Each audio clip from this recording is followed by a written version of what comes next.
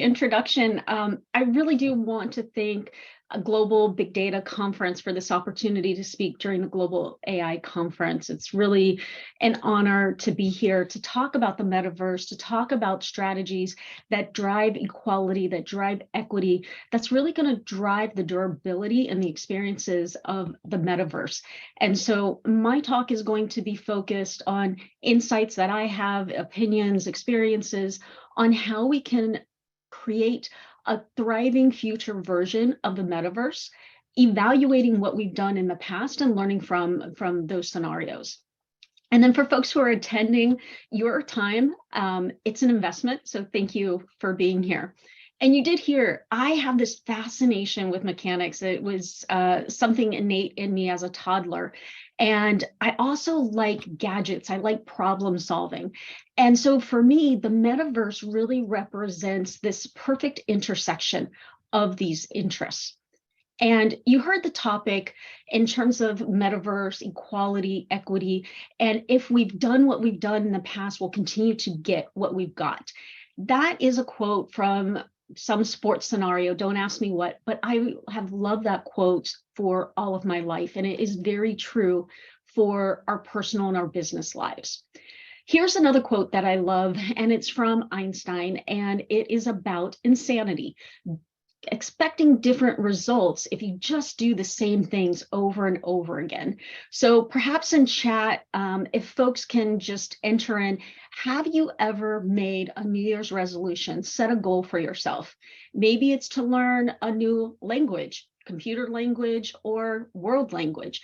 Maybe it's about learning how to play the piano, pick up a musical instrument like the guitar.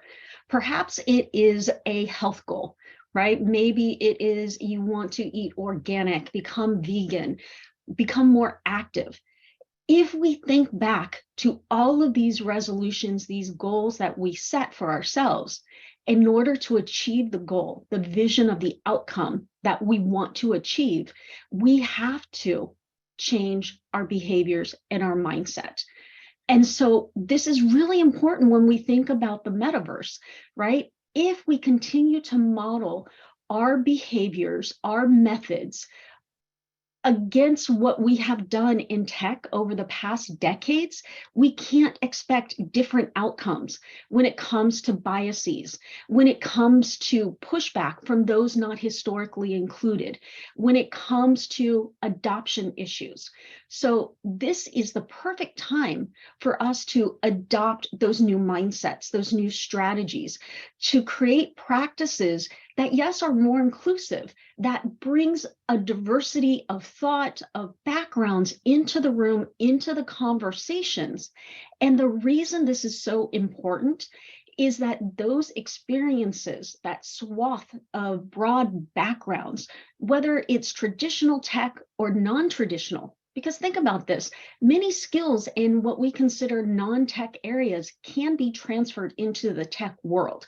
So by having this blend of backgrounds, of thoughts, of experiences, we can build a metaverse, associated products and experiences that are so much more robust and really do then apply themselves in terms of interest to what we could call broad adoption, middle America, middle whatever country we want to talk about.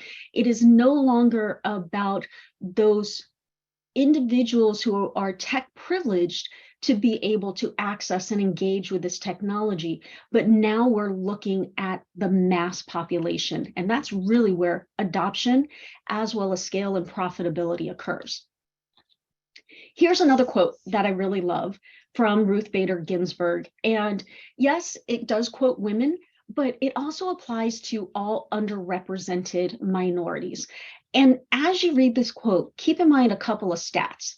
In the US, women make up just about 51% of the population. However, in the STEM workforce, women only comprise 28%. Underrepresented minorities make up only 9% of STEM workers in the US. And yet, those underrepresented minorities comprise 30% of the overall population. So you can see where there are significant differences there, right? Another statistic to think about, only 8% of the top 100 tech company executive officers are women. If we look at Fortune 500 companies, less than 1% of CEOs are Black, and less than 0.5% are Hispanic.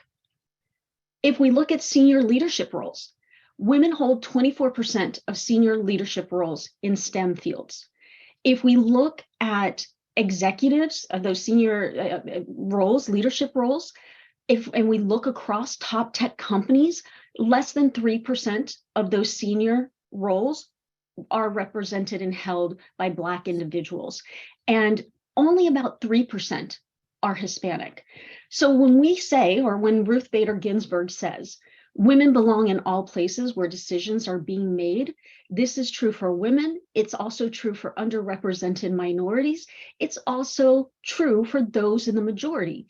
And we need this collection, right? This melting pot in business and in the tech sector, because that diversity of talents and backgrounds lead to more robust and impactful processes, more impactful thinking, more impactful outcomes. The impact that I just talked about, it's realized through the application and adoption of ideas, and that translates into revenue for those enterprises in the metaverse.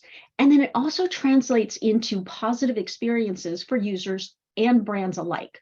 So by embracing this diversity, bringing more people into the room where decisions are made, having that inclusive, broad culture, we create that better future of the metaverse as a product and the experiences for individuals in the metaverse. So it's not this 1 + 1 = 2 scenario, but it's rather an exponential effect. And let me bring in a baking analogy. So if we have more people bringing in a recipe ingredient or contributing to the quantity of the ingredient, we can make a bigger pie where not only does everyone have their slice, but that slice is bigger than what they would have gotten. That's that exponential impact that I'm talking about. Here, everyone wins. There's profitability, a positive experience, and there's a future opportunity for everybody. Now, let's talk about the metaverse specifically. The metaverse sits in a wider 3.0 ecosystem. It includes AI, crypto, NFTs, blockchains, right? And it will revolutionize, let me say, e-commerce. It currently blends our physical virtual world. And if we use retail as an example, it's taking us away from this online 2D experience, right? And it's this exciting promise of where tech will go.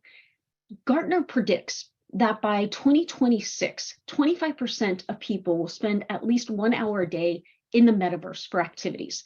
That includes work experiences, and a lot of these experiences started to be built within platforms because of the pandemic, right, to support remote work. They're going to continue to expand. We're not pulling this back, and I'll talk about that in just a minute. If, though, you search for the most popular metaverse platforms, which are trending, what is the current today, you're going to get a number of different names, a number of different lists. I've just put 3 here that I feel are the most commonly known, the most commonly familiar.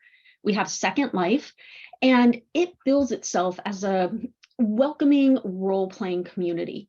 And it is a 3D world filled with user-generated content, real-time interactions.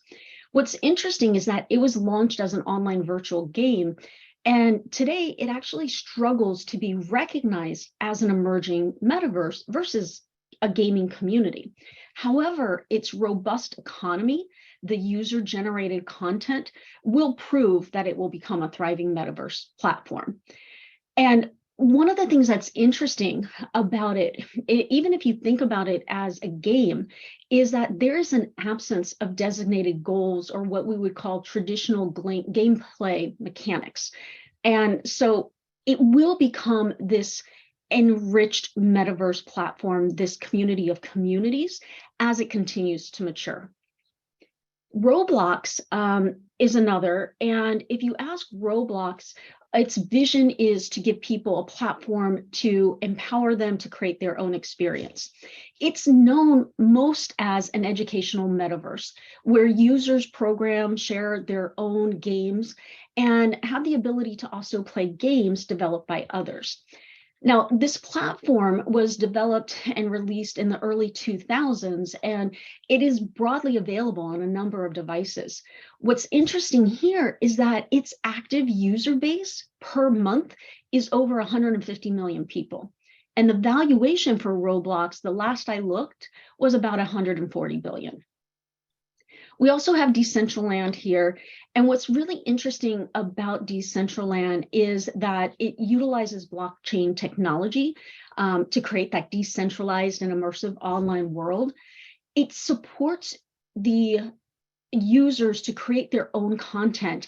And then because it uses Ethereum blockchain, it helps to create and support transparency, security in the transactions to ensure there's a definition and clarity of ownership specific to virtual assets. So there is a strong value proposition there. There are a number of other metaverses that you could look up. And again, any search engine you look at, any article is probably going to have a different list of names. But some of the companies, we have Tencent, Unity Software, and Nike. Nike is interesting because they're probably going to have multiple metaverses. So let me take a pause and first talk about the news that we see about the metaverse. It's not going away.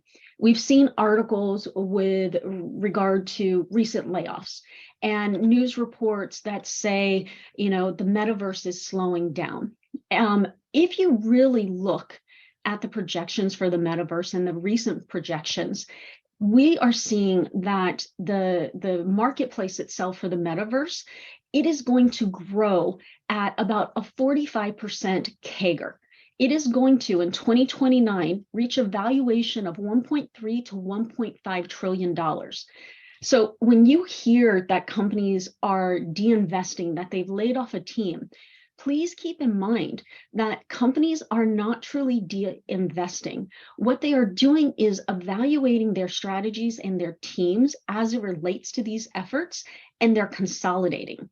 In fact, it's times like we're in now where enterprises and those that will be successful have a combination of cost-saving strategies along with continuing to invest in those emerging technologies, which is the metaverse. So you will see that continuing.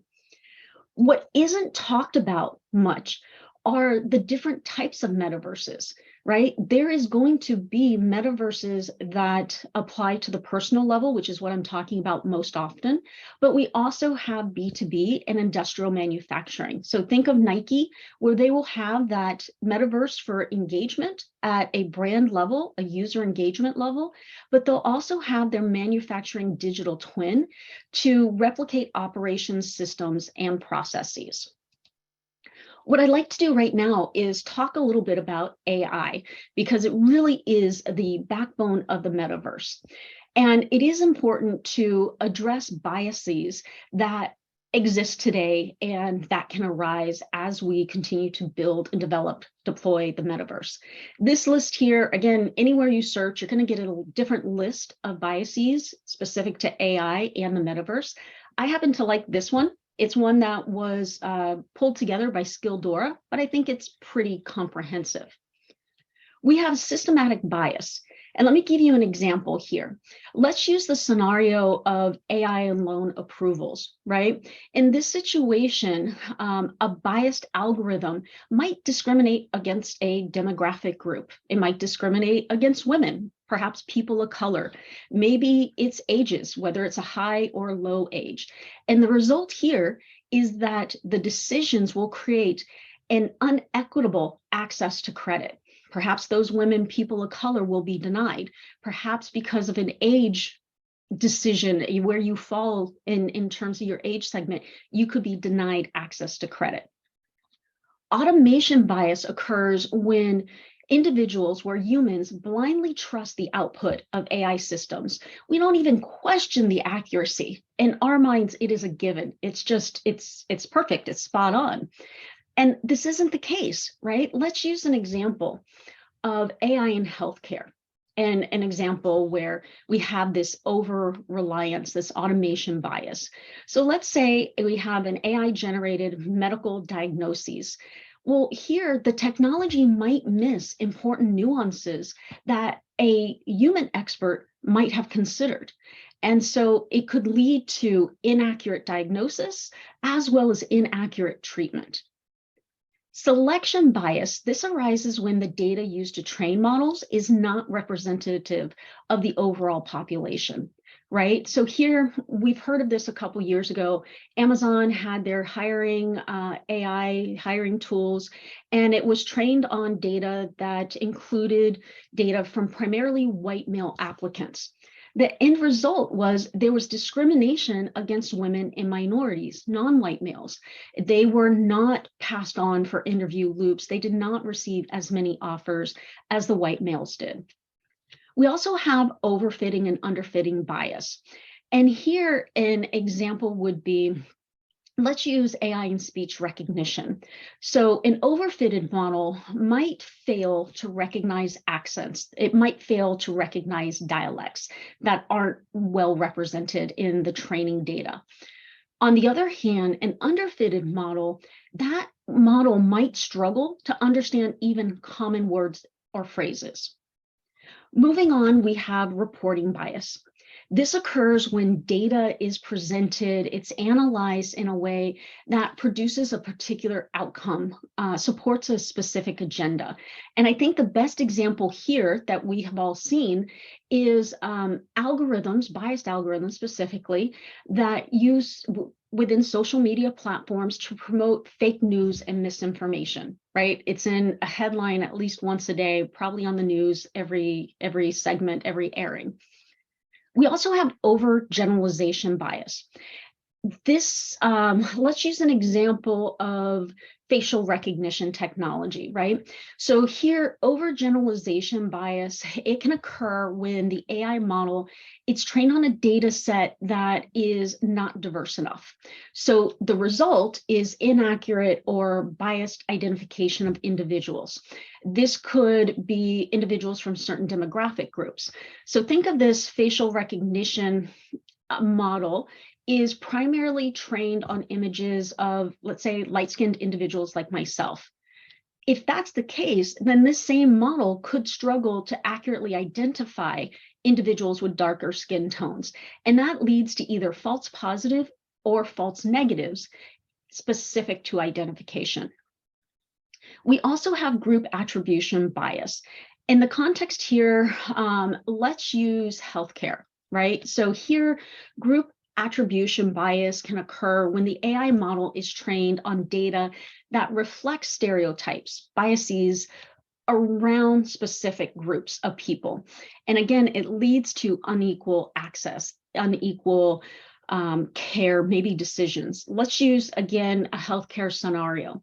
So if an AI model is trained on data that shows women being less likely to report a heart attack or heart attack symptoms than men, the model might learn to overlook symptoms related to women having a heart attack. That means the model could underdiagnose heart attack and heart issues in women, again, leading to inaccurate treatment, delayed treatment, and, loss of life. We also have, lastly, implicit bias, and this refers to unconscious attitudes, stereotypes that can affect design, the training, deployment of AI models, right? And so again, it leads to the bias in the predictions and the decisions. An example here could be, again, in hiring where an AI model has implicit bias against certain groups, and it could be reflected in the model's output, which again leads to discrimination in the workplace. Now, everything that I just talked about was about how AI could have a negative outcome decision opportunity because of biases. So how do we turn these into opportunities? I feel that we can turn these into opportunities by full force proactively working to mitigate these. And this we can do, yes, through different systems, different tools, different models that we're well aware of, but we can also do this through the people who come in to the industry to influence and build these technologies, right? So again, having this diversity, having this broad swath of opinions, it leads to better AI systems, AI models, better data collection, better identification of where there can be discrepancies in the data. And the outcome is we have better predictions, better decisions, and ultimately a more positive impact on the outputs from those AI models. Let me talk a little bit about those opportunities. When we think about the metaverse, our first thought in terms of roles and who's working in the metaverse, our first thoughts generally go to engineering and data scientists. But creating a truly enriching experience in the metaverse requires that multifaceted approach.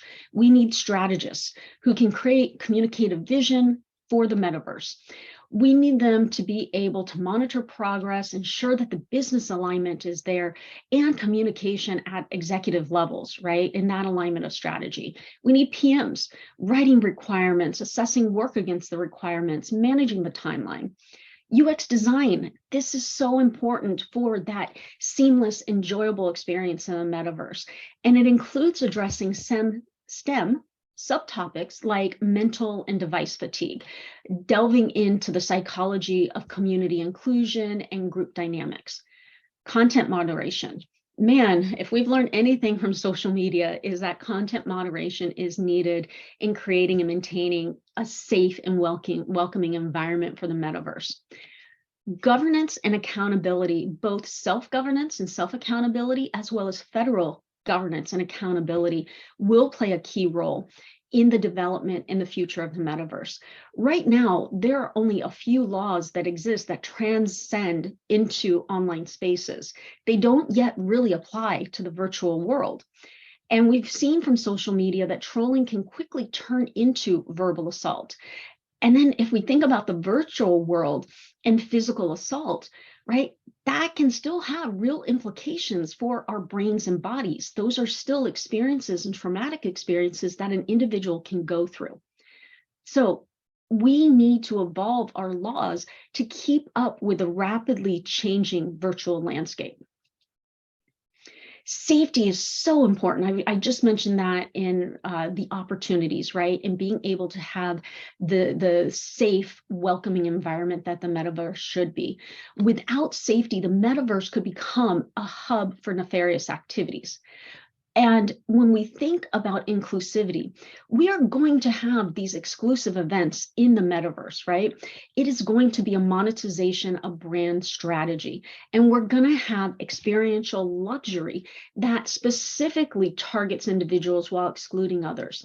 But what's important here is a balance. So sure, we're going to have these monetization strategies and the experiential luxury strategies, but we also need robust representation of experiences from free to pay to play. Profitability, it needs to be profitable, the metaverse, for businesses, or else we're going to have a metaverse that becomes an eclectic enclave of small niche platforms, right? So we need to make sure that we can generate revenue or leads for these businesses. We need to focus on the technology and the devices and make sure that they are designed so that individuals can engage and interact with them for long periods of time. They don't get the mental, physical fatigue, right? The headaches, the eye aches. And then accessibility, really, really important as well. And we want to make sure that this isn't just about accessibility of physical capabilities, but geographic locations and the digital divide. Let me jump ahead in terms of what we can do, how we can all participate in the metaverse and helping to improve the equity and the equality in the metaverse. So first, we can advocate for policies, behaviors that foster inclusivity, discourage that groupthink, right? Open doors for new opportunities, new perspectives. Encourage women, underrepresented minorities to pursue roles in the metaverse, right? A lot of those skills, maybe in non-tech roles that are strategists, that are PMs, they can apply inside of the tech world. And so we have this metaverse that reflects those values and experiences of a broad range of individuals. Now, thirdly, we can influence both corporate and government policies, building frameworks to create bridges, not silos, right? Making sure we work together. And the last area where we can really focus and realize equity is to inspire the creation of a platform, maybe Zillow-like, that equalizes the playing field, particularly in terms of buying real estate in the metaverse. When you buy real estate in the metaverse, it's not just about expanding experiences, but to help small businesses, individuals, small businesses and individuals, excuse me, generate equity, and thereby they generate wealth. So when we see small business and neighborhood experiences thriving in the metaverse, we know that we have achieved mainstream adoption. So with that, I want to say thank you. Again, I appreciate the opportunity to speak with everyone and share my thoughts in regard to the metaverse and how we can drive not just a better product, but that equity for individuals and for businesses. My contact information is on this slide, so please reach out. And again, thank you for all the folks who put the conference together. I really appreciate the informative sessions and all the incredible topics. So if there are any questions, I'd love to take a few minutes and address those questions that you might have.